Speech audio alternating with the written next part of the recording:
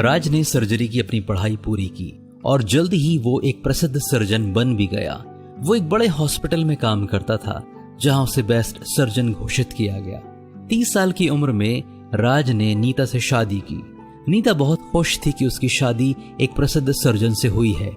एक हफ्ते बाद राज अपने काम से घर लौटने लगा। उसके पास बहुत ज्यादा काम आ गया क्योंकि हर कोई चाहता था कि उसका केस हॉस्पिटल का सबसे अच्छा सर्जन ही हैंडल करे।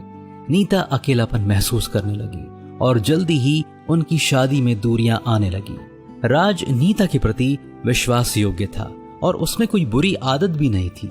हकीकत ये थी कि सभी डॉक्टर्स हर केस के लिए राज की राय मांगते थे और हॉस्पिटल मैनेजमेंट चाहता था कि ज्यादा से ज्यादा सर्जरी राज ही करे और मरीजों की भी यही जिद होती थी। एक दिन राज जल्दी घर पहुंचे नीता को खुश करने के लिए। इस बात से नीता वाकई बहुत खुश हुई। राज ने अपना बैग नीचे रखा ही था कि दरवाजे की घंटी बजी और दरवाजा खोलने पर हॉस्पिटल की नर्स सामने खड़ी थी।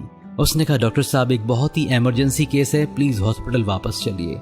राज हॉस्पिटल चला गया। नीता एकदम से उदास हो गई। एक दिन दुर्भाग्यवश राज का एक्सीडेंट हो गया और उसकी मौत हो गई। नीता बहुत घबरा गई और राज के सहकर्मी भी। महीनों गुजर गए। एक दिन नीता की तबीयत खराब हुई और वो उसी हॉस्पिटल में गई जहां उसके पति काम किया करते थे और वो उस वार्ड में गई जहां उसके पति काम करते थे। अब राज की कुर्सी पर कोई और डॉक्टर था। पास ही खड़े एक व्यक्ति ने कहा कि ये यहाँ के सबसे अच्छे बेस्ट डॉक्टर हैं। नीता ने मन में सोचा कि ऐसा कोई भी नहीं जिसकी जगह कोई और ना ले सके। आपके काम में आपकी जगह कोई और ले सकता है, लेकिन आपके परिवार में नहीं।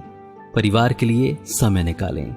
हम दुआ करते हैं कि आपके परिवार को कभी भी आपके व्यस्त नौकरी पेशा जिंदगी का बुरा परिणाम ना भुगतना पड़े। जीवन की रफ्तार को धीमा कीजिए। अपने जीवन और अपने लोगों के लिए धन्यवादी होना सीखिए। पवित्र शास्त्र कहता है, मनुष्य के लिए खाने पीने और परिश्रम करते हुए अपने जीव को सुखी रखने के सिवाय और कुछ भी अच्छा नहीं। मैंने देखा है कि ये भी परमेश्वर की ओर से ही मिलता है। परमेश्वर आप सभी को आशीष दे।